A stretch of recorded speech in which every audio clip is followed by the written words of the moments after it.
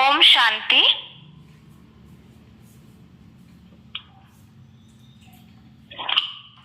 भगवद गीता श्लोक क्लास में आज बेसिक कोर्स देखते हैं। जैसे कि इस हफ्ते शुरू में ही अनाउंसमेंट किया था,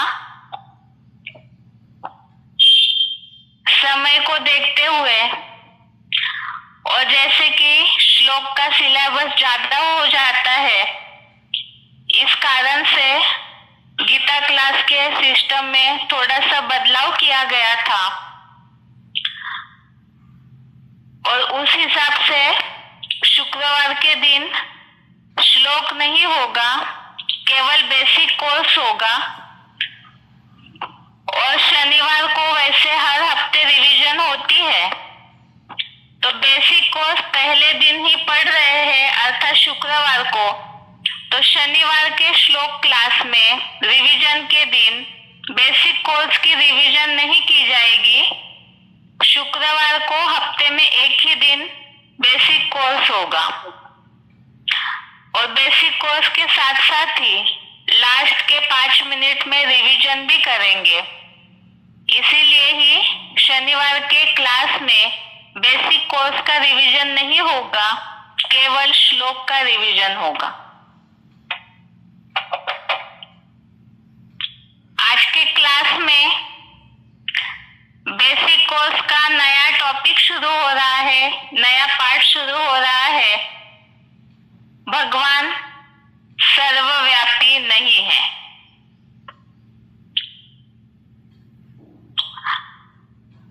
अभी तक हमने बेसिक कोर्स में जो बातें समझी है,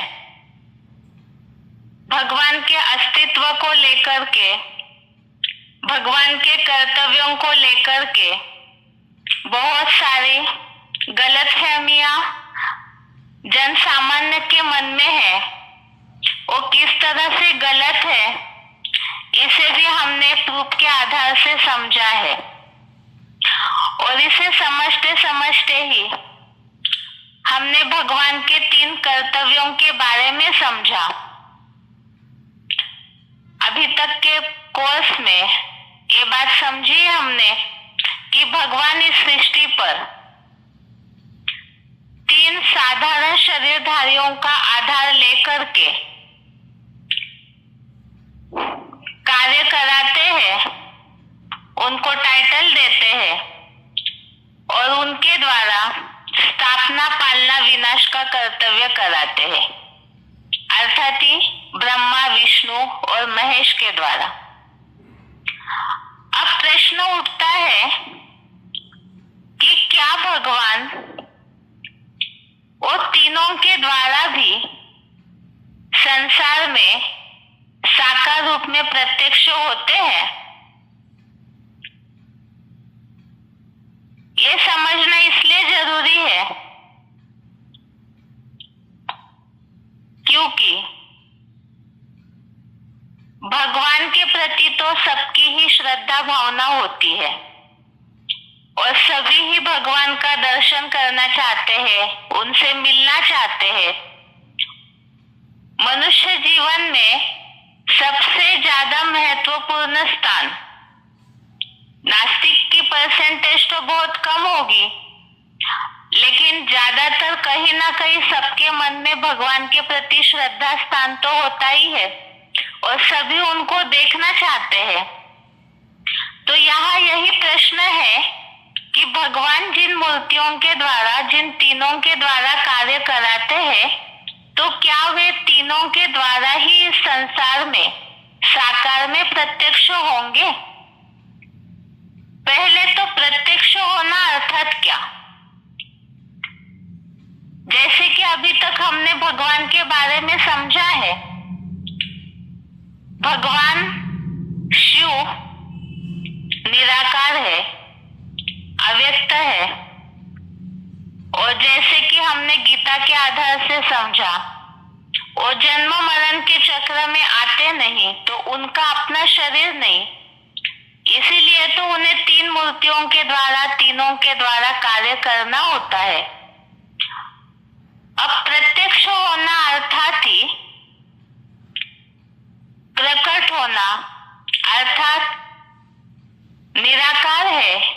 किसी साकार के द्वारा ही सबके सामने दिखने में आएंगे। भगवान के लिए जैसे कहा जाता है कि आत्मा परमात्मा अलग रहे बहुकाल, और इसीलिए ही दुखों के समय में ही सब चाहते हैं कि भगवान से हम मिले, दुखों से मुक्ति हो। अब वो साकार में आएंगे तभी तो सभी उनसे मिल पाएंगे और मिल करके उन्हें याद कर पाएंगे, उनसे मुक्ति और जीवन मुक्ति का वर्षा ले पाएंगे। और जब तक वो साकार में दिखे ही नहीं तब तक ये सारी बातें भी संभव नहीं हो सकती है।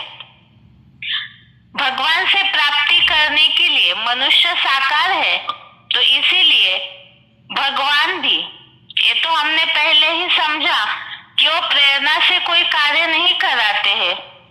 मनुष्य साकार में है तो उन्हें प्राप्ति कराने के लिए भी भगवान को साकार में ही कार्य करना होता है, सबके सामने प्रत्यक्ष होना होगा।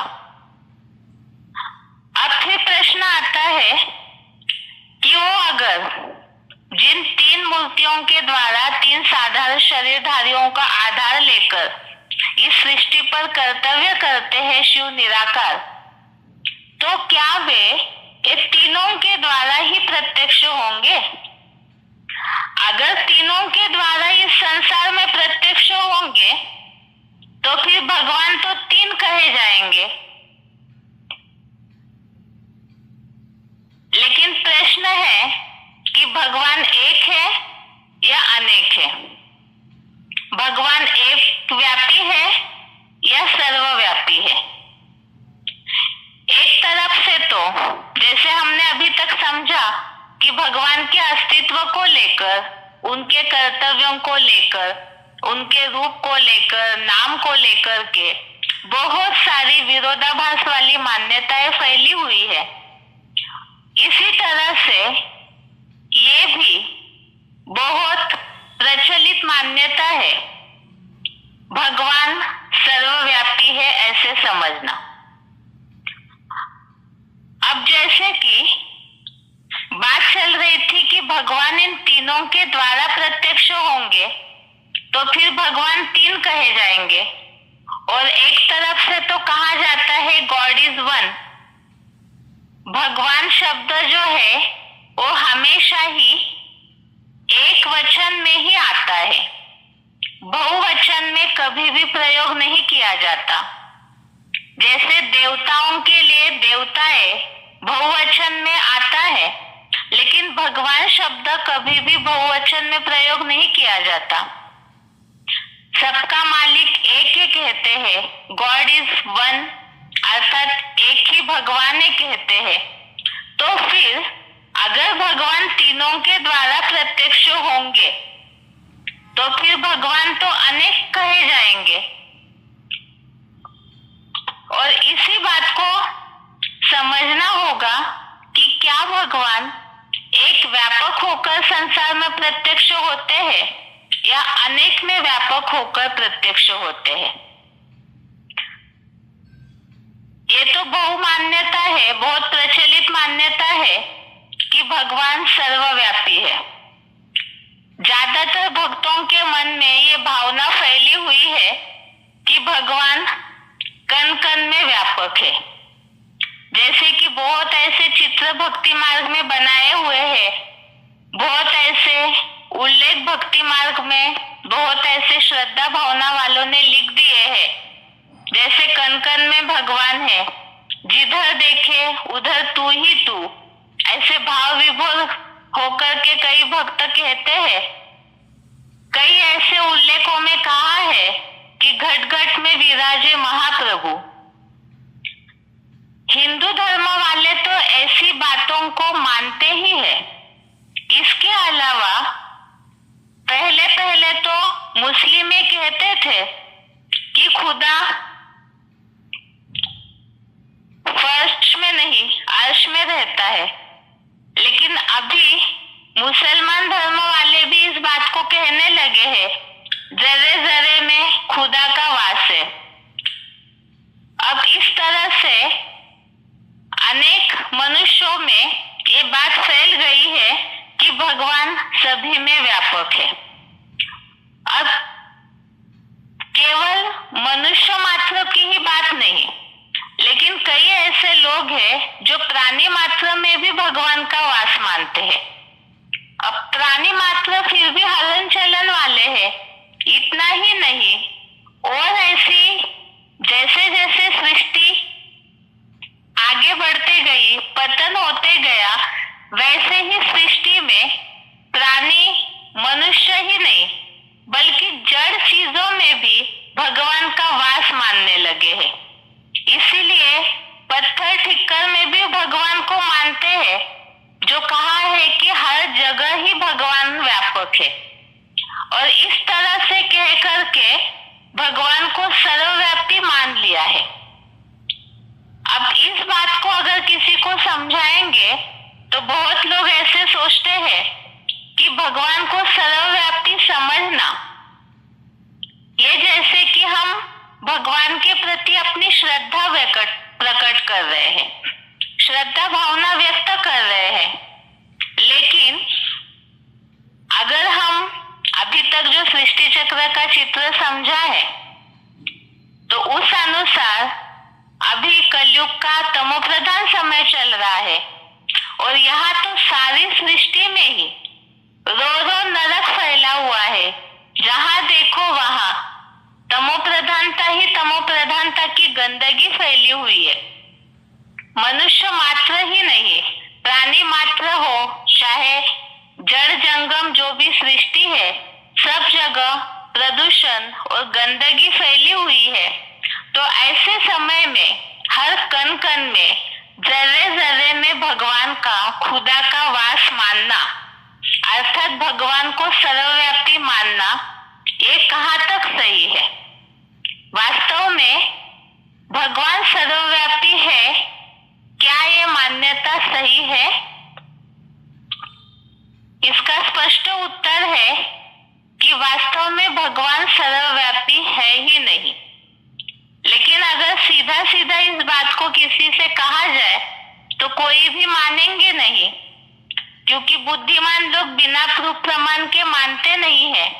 और ऐसे बिना प्रूफ के मानना ये अंधश्रद्धा भी कही जाएगी। इसीलिए ही भगवान सर्वव्यापी नहीं है। इस बात को ही पहले हम भक्ति मार्ग में जो उल्लेख है, जैसे कि भगवत गीता हिंदू धर्म शास्त्र है, महत्वपूर्ण धर्म ग्रंथ है, उसमें जो उल्लेख आए हुए हैं, जो श्लोकों के प्रमाणों के आधार से ही हम इन बातों को समझते हैं कि भगवान सर्वव्यापी नहीं है। इसके गीता में क्या उल्लेख है? सबसे पहली बात तो भगवान अगर इस सृष्टि पर ही व्यापक होते, कण कण में, जर्रे जर्रे में ही भगवान हर जगह पे, चारों दिशाओं में, दसों दिशाओं में व्यापक होते, पहले से ही मौजूद होते, अणु अणु में भगवान का अगर वास होता, तो फिर गीता में ये जो उल्लेख आया हुआ है, भगवत गीता का 4थे अध्याय का 6वां श्लोक, अध्याय 4 का श्लोक नंबर 6, ये सारे श्लोकों को हम इसके पहले भी देखे हैं, लेकिन अभी वहाँ टॉपिक अलग था, यहाँ संदर्भ अलग है। यहाँ बात चल रही है भगवान सर्वव्यापी नहीं है, इन बातों को समझने की। तो गीता के 4थे अध्याय के 6वें श्लोक में जो उल्लेख आया है, अजोपि सन्वयात्मा भूतानामीश्वरोपि सन् प्रकृतिं स्वामधिष्ठाय संभवाम्यात्म मायया।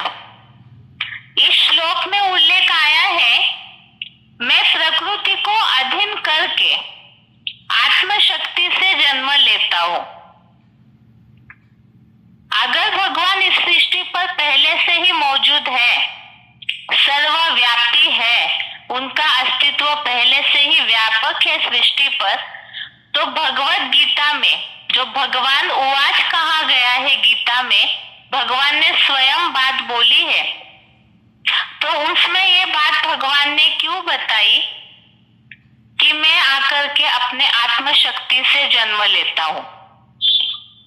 अगर वो पहले से व्यापक है तो यह आत्म शक्ति से जन्म लेने की बात कैसे आई? दूसरी बात,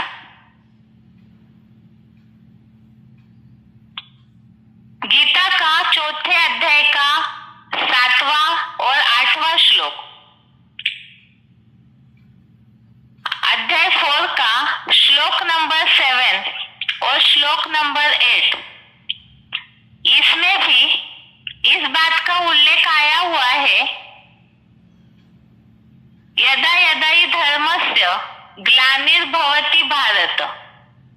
अर्थात यहाँ भगवान ने अपने आने का समय बताया है। अब जैसे कि हमने सृष्टि चक्र के आधार से अभी तक सृष्टि चक्र का चित्र जो समझा, उसमें हमने इन बातों को समझा था कि जब ये सृष्टि तमो प्रधान बन जाती है, पूरी तरह से नीचे गिर जाती है, तो इस सृष्टि का उत्थान करने के लिए भगवान को इस सृष्टि पर स्वयं आना होता है।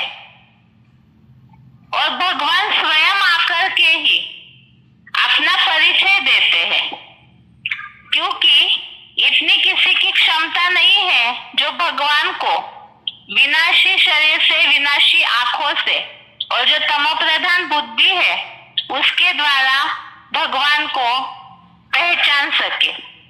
इसीलिए भगवान ही आकर के स्वयं पर अपना परिचय दे रहे हैं।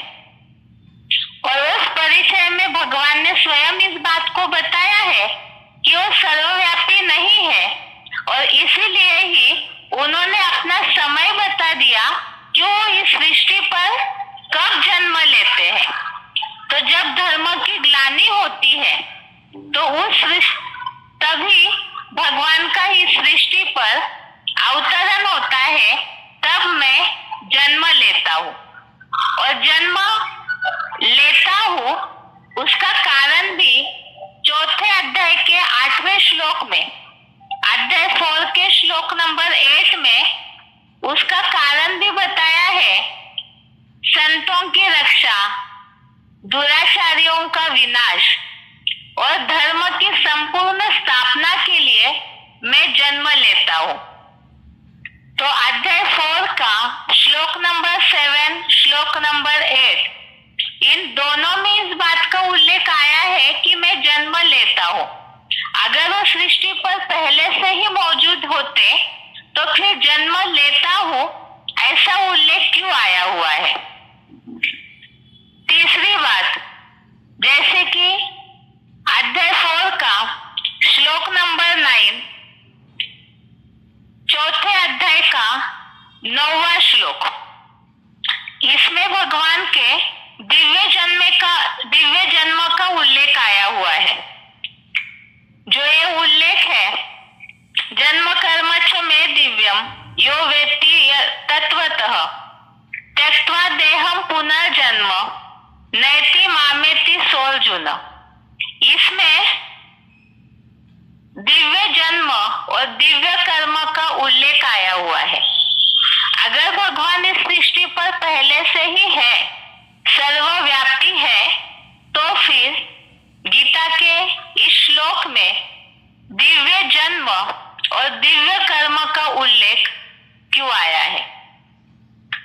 अगली बात, अगला प्रूफ है गीता का 10वें अध्याय का 2 श्लोक, अध्याय 10 का श्लोक नंबर 2, इसमें जो उल्लेख आया हुआ है, न मे विदु असुरगणा प्रभवम न महर्षय। इस श्लोक में जो उल्लेख आया हुआ है, मेरे प्रकृष्ट जन्म को न देवगण न महर्षियों ने जाना है। इसमें जो उल्लेख है प्रकृष्ट जन्म को, अर्थात एक ऐसा, जैसे दिव्य जन्म कहा है, ऐसा एक एक विलक्षण जन्म है भगवान का, उस जन्म के बारे में देवताएं और महर्षि भी नहीं जानते हैं। इसमें दो बातें हैं।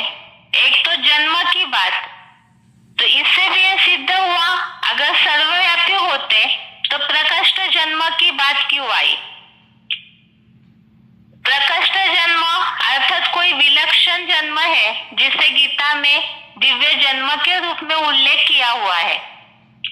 और दूसरी बात, संभवतः जैसे कि देवगण या महर्षि कोई भी भगवान के इस दिव्य जन्म को नहीं जानते हैं, और जब जानते ही नहीं है तो हो सकता है इसी कारण मनुष्यों ने भगवान को सर्वव्यापी कह दिया, क्योंकि भगवान ऐसी ऊंची हस्ती है कि उनके उस दिव्य जन्म और दिव्य कर्म के बारे में कोई साधारण मनुष्य समझ ही नहीं सकते हैं। जैसे कि गीता का 11वें अध्याय में जो भगवान के विराट रूप के बारे में वर्णन किया हुआ है, तो उसमें भी इस बात का उल्लेख आया हुआ है कि भगवान को देखने के लिए तो दिव्य चक्षु चाहिए, और जब उनको साधारण नेत्रों से कोई जाने नहीं सकते हैं, साधारण बुद्धि से कोई जाने नहीं सकते हैं, तो न समझने के कारण ही भगवान को सर्वव्यापी कह दिया। इसके अलावा भगवान इस सृष्टि पर व्यापक नहीं है। इसी के लिए ही गीता का 9वें अध्याय का 11वां श्लोक, गीता का अध्याय 9 का श्लोक नंबर 10 और श्लोक नंबर 11, इसमें जैसे कि 10वें श्लोक में आया हुआ है उल्लेख, जगत भी परिवर्तते, अर्थात भगवान इस सृष्टि पर इस जगत को विपरीत दिशा में परिवर्तन करने के लिए आते हैं। जो उल्लेख है मया अध्यक्षेन प्रकृति सूयते सचराचरम, अर्थात मेरी अध्यक्षता में ही ये जगत विपरीत दिशा में परिवर्तित होता है।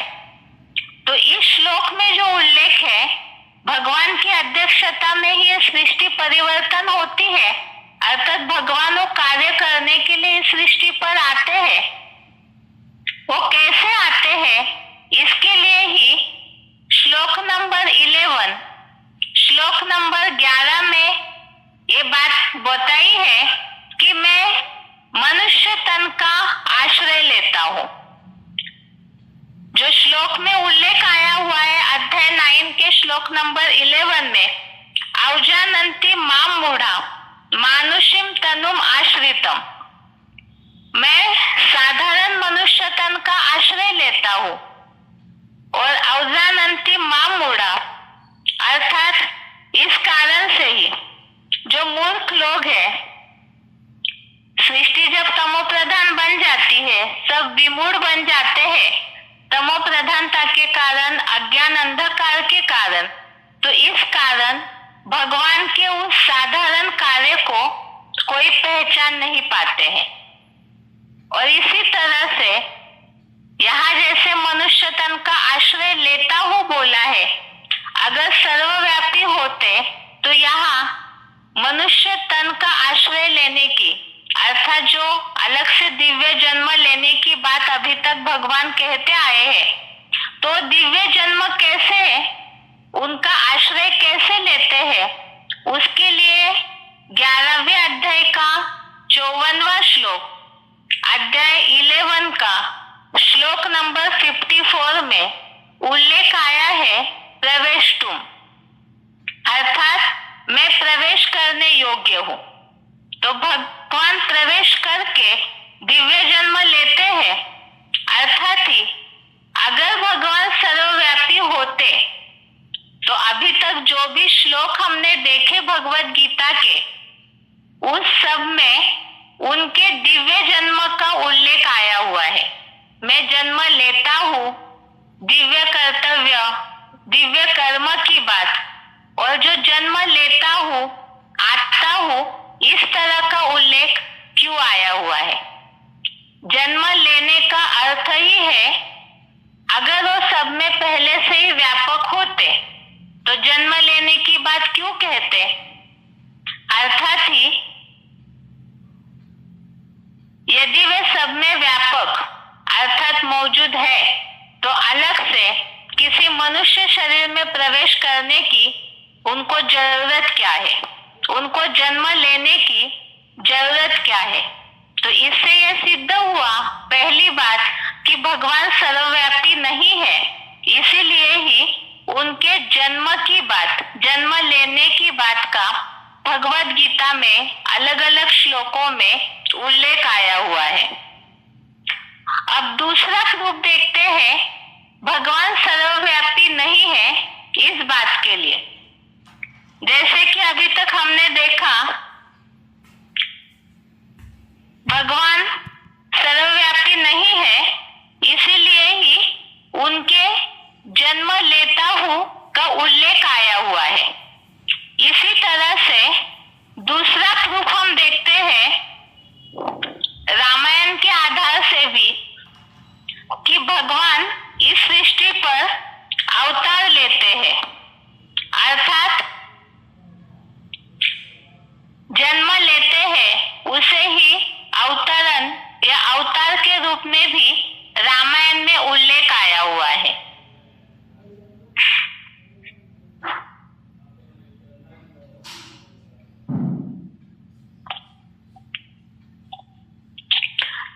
अब दूसरा प्रमाण है, जैसे रामायण में इस बात का उल्लेख है,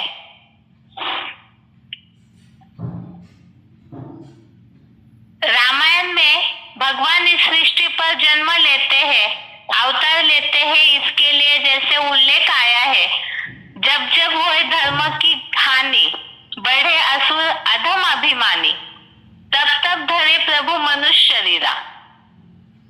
तो इसमें ये जो उल्लेख आया हुआ है कि जब धर्म की ग्लानि होती है, ये तो गीता में भी जैसे उल्लेख था, इसी तरह रामायण में भी उल्लेख है कि जब धर्म की हानि होती है, असुर बढ़ते हैं, तब भगवान मनुष्य तन का आधार लेते हैं, अवतार लेते हैं। तो इसमें भी ये बात स्पष्ट हुई कि भगवान इस सृष्टि पर पहले से मौजूद नहीं है, सब जगह व्यापक नहीं है, इस कारण से ही उन्हें सभी मनुष्यों में व्यापक होता हूँ, सभी मनुष्यों में अवतार लेता हूँ, ये भी बात नहीं बोली है। कोई मनुष्य शरीर का आधार लेते हैं, ऐसे उल्लेख आया हुआ है। जैसे अधर्म और दुराचारी बढ़ते हैं, तब प्रभु इस सृष्टि पर आते हैं। इसी तरह से रामायण में और एक उल्लेख है, कल्प कल्प लगी प्रभु अवतारा, अर्थात यहाँ भी प्रभु कल्प कल्प आते हैं। तो आते हैं इसका मतलब ही पहले से सृष्टि पर मौजूद नहीं है, तभी ही आने का उल्लेख आया हुआ है। तीसरी बात, जैसे कि इस सृष्टि पर पहले से ही भगवान व्यापक होते, तो जन्म लेने की या आने की बात नहीं कहते।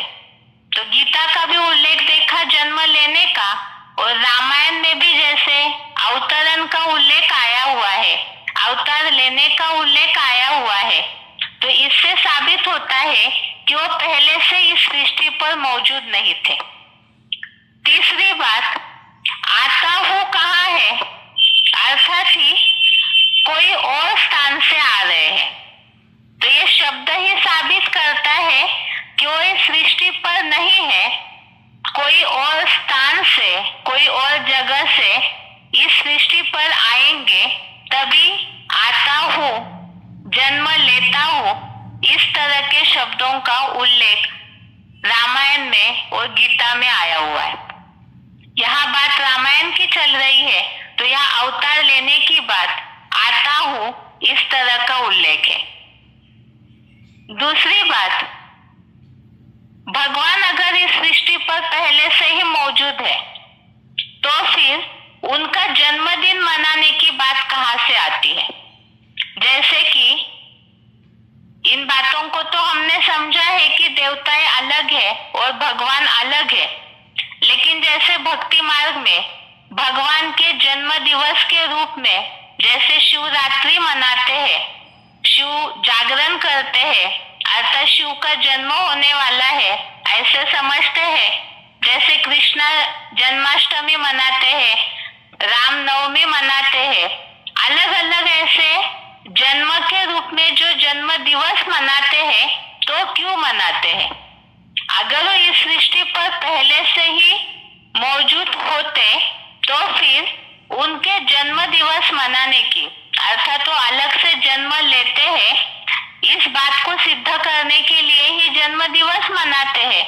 लेकिन न समझने के कारण भगवान को सर्वव्यापी कह दिया। अब जैसे गीता और रामायण में आए हुए इन उल्लेखों के आधार से हमने समझा कि भगवान इस सृष्टि पर पहले से ही व्यापक नहीं है, तभी ही इस तरह के उल्लेख शास्त्रों में आए हुए हैं जो ये सिद्ध करते हैं कि भगवान सृष्टि पर है नहीं, लेकिन वो सृष्टि परिवर्तन के लिए इस सृष्टि पर अवतार लेते हैं या जन्म लेते हैं। अब वो आते हैं, ये जो उल्लेख आया हुआ है वो कहाँ से आते हैं, इस बात को भी समझना होगा।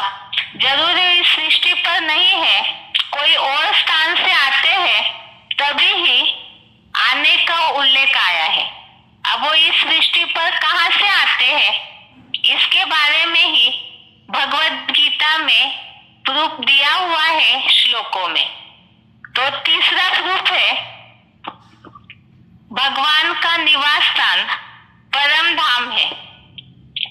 भगवान अगर इस सृष्टि पर ही व्यापक होते, इस सृष्टि पर ही पहले से मौजूद होते, तो फिर भगवद गीता में भगवान का निवास स्थान का उल्लेख कहाँ से उल्लेखित हुआ? भगवान की स्वयं ये रचना है, भगवान ने स्वयं गीता में अपना पूरा परिचय दिया हुआ है। जैसे कि भगवद गीता का 15वें अध्याय का 6वां श्लोक, अध्याय 15 का श्लोक नंबर 6, जिसमें भगवान का निवास स्थान परम धाम है, इस तरह से उल्लेख है। ये श्लोक है, न तद भासयते सूर्यो न शशांको न पावकः यद गत्वा न निवर्तन्ते तद धाम परमं मम। अब जैसे कि पहले से उल्लेख है, भगवान आते हैं, वो कहाँ से आते हैं, इसका उत्तर भगवद गीता में दिया हुआ है कि भगवान का निवास स्थान परम धाम है। जैसे कि गीता के और श्लोकों में भी उल्लेख हमने देखा था, कल्पक्षय और कल्पादो, अर्थात भगवान इस सृष्टि का अंत करने और कल्प की नए सिरे से शुरुआत करने के लिए परम धाम से इस सृष्टि पर अवतरण लेते हैं। ऐसे परम धाम का उल्लेख ही गीता के 8वें अध्याय का 21वां श्लोक, अध्याय 8 का श्लोक नंबर 21 में भगवान का निवास स्थान परम धाम है, उसका उल्लेख आया हुआ है। अव्यक्त अक्षर इति उक्तः तम आहु परमाम गति यम प्राप्य न निवर्तन्ते तद धाम परमं मम। तो इसमें भी परम धाम का उल्लेख आया हुआ है। तो इस श्लोकों से ये बात सिद्ध हो जाती है कि भगवान का जो वास है इस 5 तत्वों की दुनिया से परे, जो तुरिया धाम है, परम धाम है, वहां है। इसे हमने 3 लोक के चित्र में भी देखा है कि भगवान इस सृष्टि पर पहले से है नहीं, वो परम धाम के निवासी है, जो ब्रह्मलोक, ब्रह्मांड कहा जाता है, इस सृष्टि से भी पार, जिसे मुसलमानों ने 7वां आसमान कह दिया है। तो वहां के निवासी है भगवान, और वो इस सृष्टि के परिवर्तन के लिए ही, इस कल्प का नए सिरे से शुरुआत करने के लिए ही इस सृष्टि पर अवतरित होते हैं, दिव्य जन्म लेते हैं। तो अभी तक रामायण और गीता का उसमें जन्म लेने आता हूँ का उल्लेख जो आया हुआ है, अर्थात तो परम धाम से इस सृष्टि पर आते हैं। अगला प्रूफ ये है, अगर भगवान इस सृष्टि पर पहले से ही मौजूद है, सर्वव्यापी है, तो कोई भी घटना होने से लोग ऊपर वाला सब देख रहा है करके ऊपर की ओर इशारा क्यों करते हैं? जब भी मनुष्य हताश होते हैं, दुखी होते हैं, तो ऊपर की ओर इशारा करते हैं।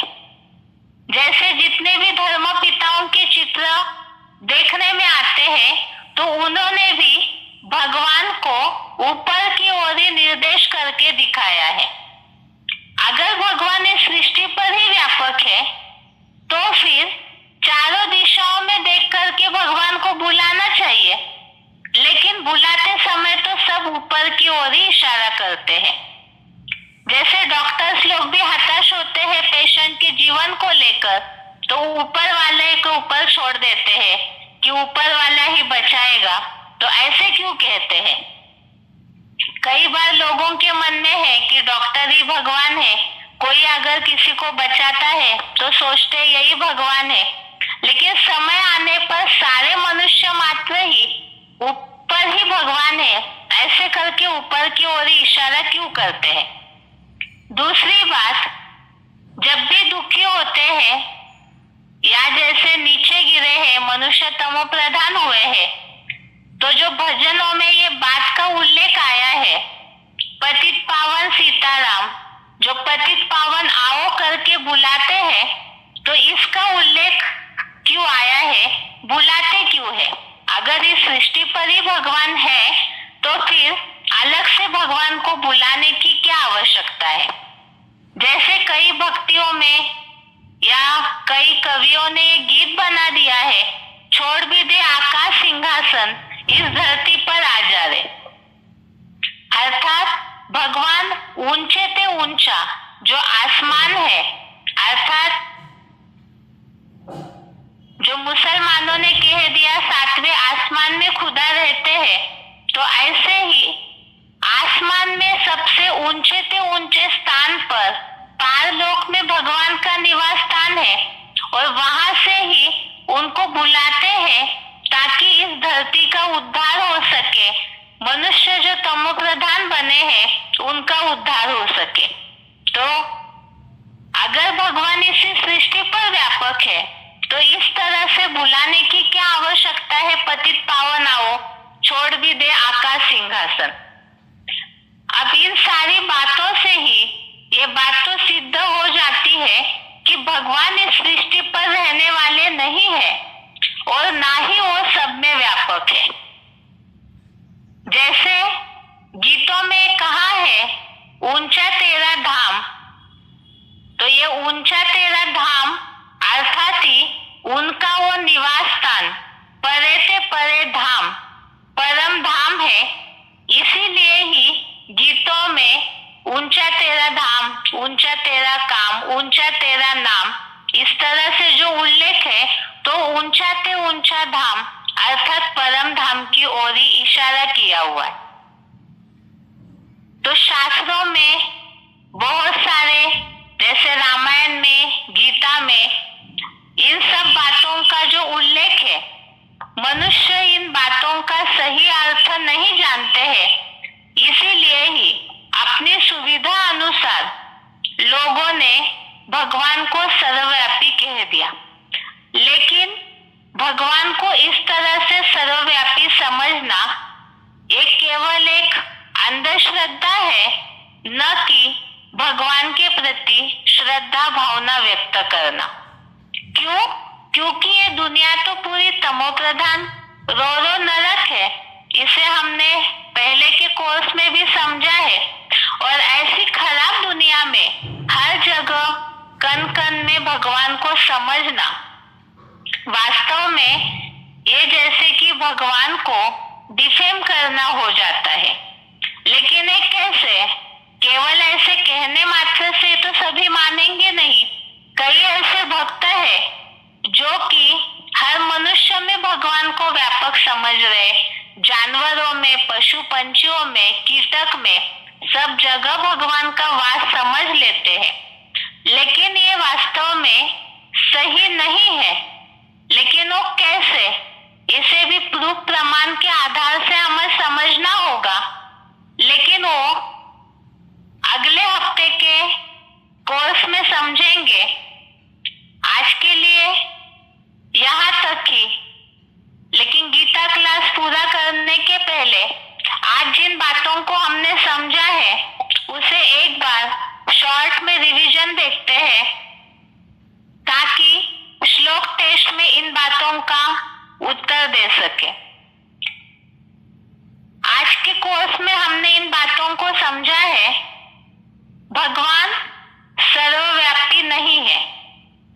इसमें सबसे पहली बात शुरू हुई थी कि भगवान 3 शरीरधारियों के द्वारा कार्य करते हैं, तो क्या वे तीनों साकार शरीरधारियों के द्वारा इस सृष्टि पर प्रत्यक्ष होंगे? अगर तीनों के द्वारा प्रत्यक्ष होंगे तो 3 भगवान कहे जाएंगे। लेकिन प्रश्न है कि भगवान एक है या अनेक है?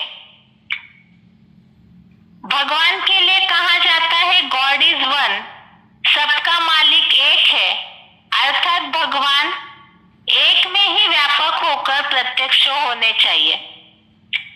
अगर एक में ही व्यापक होकर भगवान प्रत्यक्ष होने चाहिए, लेकिन इस बात को विरोध करने वाली एक मान्यता जन सामान्य में फैली हुई है कि भगवान सर्वव्यापी है। जैसे कण कण में भगवान है, सब मनुष्यों में भगवान व्यापक है, जिधर देखो तू ही तू, जड़ चीजों में भी भगवान का वास मान लिया है। अब भगवान सर्वव्यापी नहीं है जैसे कि भक्त लोग समझते हैं। इस बात को समझाने के लिए ही सबसे पहले हमने गीता का प्रूफ देखा, जैसे कि 4थे अध्याय का 6वें श्लोक में आया है, मैं प्रकृति को अधीन करके आत्मशक्ति से जन्म लेता हूँ। भगवान अगर पहले से ही इस सृष्टि पर मौजूद होते या सभी में व्यापक होते तो इस श्लोक में जन्म लेता हूँ का उल्लेख आया है।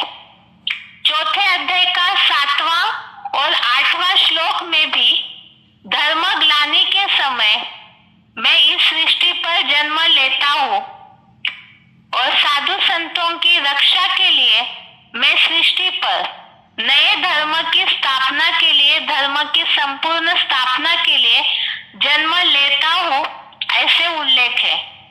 4थे अध्याय के 9वें श्लोक में भी दिव्य जन्म का उल्लेख है। तो जन्म लेता हूँ अर्थात ही भगवान इस सृष्टि पर पहले से व्यापक नहीं है। 10वें अध्याय का 2 श्लोक में ये उल्लेख है कि भगवान को सभी लोग नहीं जानते हैं, न देवगण न महर्षि, और इसी कारण मेरे प्रकृष्ट जन्मों को देवगण या महर्षि नहीं जानते हैं। और संभवतः इसी कारण पूरी बात को, रहस्य को, भगवान के कर्तव्य दिव्य जन्म को न जानने कारण सर्वव्यापी की मान्यता प्रचलित हुई है। भगवान जो 9वें अध्याय का 11वें श्लोक में उल्लेख है, मनुष्य तन का आश्रय लेता हूँ, और 11वें अध्याय के 54वें श्लोक में उल्लेख है मैं प्रवेश करने योग्य हूँ। अगर भगवान सर्वव्यापी होते तो उनके जन्म का उल्लेख क्यों आया हुआ है? अगर वो सब में व्यापक अर्थात मौजूद होते तो अलग से किसी मनुष्य शरीर में प्रवेश करने की उनको आवश्यकता क्या है? दूसरा प्रूफ हमने देखा रामायण का। इसमें उल्लेख आया हुआ है रामायण में कि जब अधर्म और दुराचारी बढ़ते हैं तो प्रभु इस सृष्टि पर आते हैं। रामायण में यह भी उल्लेख है कल्प कल्प लगी प्रभु अवतारा, अर्थात प्रभु का अवतरण होता है। अवतरण होना अर्थात कहीं से आना, तो आते हैं अर्थात ही वो पहले से इस सृष्टि पर मौजूद तब तो आने की बात आई, और आता हूँ अर्थात कि वो कहीं और स्थान से, दूसरे स्थान से सृष्टि पर आएंगे, अर्थात ही इस सृष्टि पर पहले से मौजूद नहीं है। अगर भगवान सृष्टि पर पहले से ही सर्वव्यापी होते तो शास्त्रों में अवतार लेना, दिव्य जन्म लेना और आता हो इस तरह के शब्दों का उल्लेख क्यों आया है? अगर भगवान पहले से ही सृष्टि पर सर्वव्यापी है तो भगवान का जन्मदिन क्यों मनाते हैं? इन सब बातों से ये सिद्ध हुआ कि भगवान सर्वव्यापी नहीं है। अब वो नहीं है, इस सृष्टि पर आते हैं तो कहाँ से आते हैं? इस सृष्टि पर उनका वास नहीं है, उनका वास, निवास स्थान कहीं और है, जिसका उल्लेख भगवद गीता के 15वें अध्याय के 6वें श्लोक में आया है, तद्धाम परमम मम। और 8वें अध्याय का 21वें श्लोक में, अध्याय 8 का श्लोक नंबर 21 में भी यह उल्लेख आया हुआ है, तद्धाम परमम मम। अर्थात ही इन श्लोकों से भी ये बात सिद्ध होती है कि भगवान का वास इस दुनिया में नहीं, बल्कि इस 5 तत्वों की दुनिया से परे तुरिया धाम जो है, परम धाम है, वहां है। और इसका दूसरा प्रूफ, भगवान अगर सर्वव्यापी होते तो आज की दुनिया के लोग ये क्यों कहते हैं ऊपर वाला? धर्म पिताओं के जितने भी चित्र है और सब भी भगवान के लिए ऊपर की ओर ही इशारा करते हुए दिखाए गए हैं। और मनुष्य भी कोई भी प्रसंग में सब दिशाओं को नहीं देखते, ऊपर वाले की ओर इशारा करते हैं। भगवान के लिए ही पतित पावन आओ करके बुलाते हैं। अगर वो इस सृष्टि पर ही है तो फिर बुलाने की क्या आवश्यकता है? जो गीत बनाया है, छोड़ भी दे आकाश सिंहासन, जरूर वो आकाश में ऊंचे से ऊंचे स्थान पर रहने वाले हैं, तभी तो उनको वहां से नीचे बुला रहे हैं। उनका वो ऊंचा स्थान छोड़ करके इस धरती पर दुखों से मुक्ति के लिए मनुष्य बुलाते हैं। और दूसरी बात, अगर भगवान इस सृष्टि पर ही व्यापक होते तो इस तरह से भगवान को आह्वान करने की मनुष्यों को क्या आवश्यकता है? उनका वास ऊंचे से ऊंचा परम धाम है, इसीलिए ही लोगों ने गीत बना दिया, ऊंचा तेरा धाम, ऊंचा तेरा काम, ऊंचा तेरा नाम। तो जरूर भगवान इस सृष्टि पर व्यापक नहीं है, तभी ही ऊंचा तेरा धाम के रूप में उस ऊंचाई की ओर अर्थात परम धाम की ओर ही निर्देश करते हैं। लेकिन ये अलग अलग मान्यताओं के कारण लोग उलझ जाते हैं। तो इसीलिए आज के क्लास में हमने कुछ प्रूफ देखे जिससे सिद्ध होता है कि भगवान इस सृष्टि पर पहले से ही सर्वव्यापी नहीं है, बल्कि सृष्टि का उद्धार करने के लिए उन्हें इस सृष्टि पर अवतरित होना होता है। और वो स्वयं अभी इस सृष्टि पर अपना कार्य करते हुए इन बातों को स्वयं अपना परिचय देकर समझा रहे हैं कि वो सर्वव्यापी नहीं है। और इस बात को सिद्ध करने के और क्या क्या प्रूफ भगवान स्वयं बता रहे हैं, उसे अगले गीता क्लास में समझते हैं। आज के लिए यहाँ तक ही। ओम शांति।